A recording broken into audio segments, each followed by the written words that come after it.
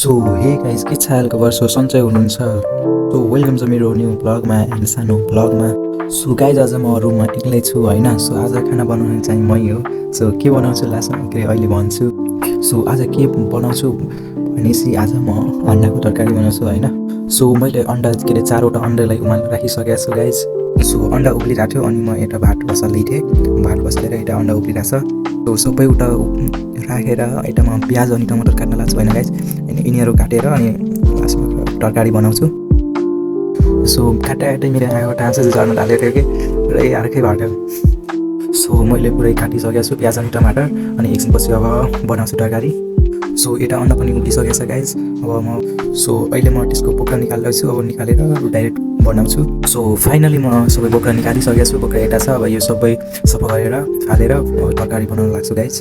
त्यसमा अलिकति तेल हालेर प्याज हाल्न लाग्छु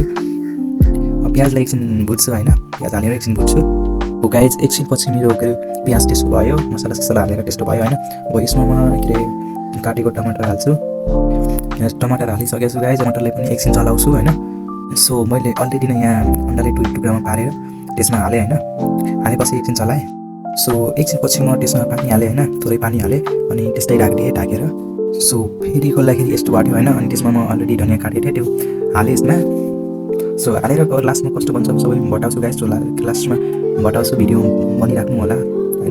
सो यसमा सबै धनियाँ हालेँ अब एकछिनपछि कस्तो हुन्छ होला म देखाउँछु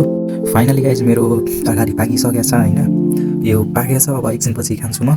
अब ग्यासहरू बन्द गरेर एकछिन रुममा बस्न गयो हैन सो गाइस म चाहिँ यो मोबाइलले भिडियो बनाउँछु है यो मेरो मोबाइल हो म यही मोबाइलले भिडियो बनाउँछु सो कस्तो क्वालिटी आउँछ सबैजना कमेन्ट गर्नु ल हैन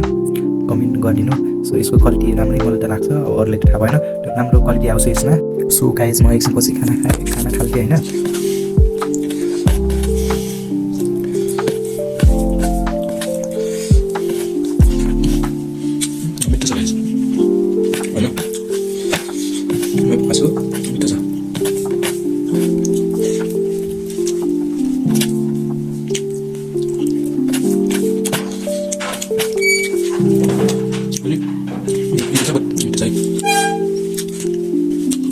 सो सबै काम गरेर भाँडा माझेर सबै काम गरेर म एकछिन मुखसुख धोएँ फ्रेस भएँ अनि एकछिनपछि म सुत्छु सो गाइस मेरो भिडियो कस्तो लाग्छ कमेन्ट गरिदिनु होला एन्ड च्यानलमा न्यू हुनुहुन्छ भने च्यानललाई subscribe and bell notification on गरेर अलमा सेलेक्ट गरिदिनु होला किनभने नयाँ भिडियो बनाएपछि यो सबैभन्दा पहिला हजुरसँग गयोस् त्यही भएर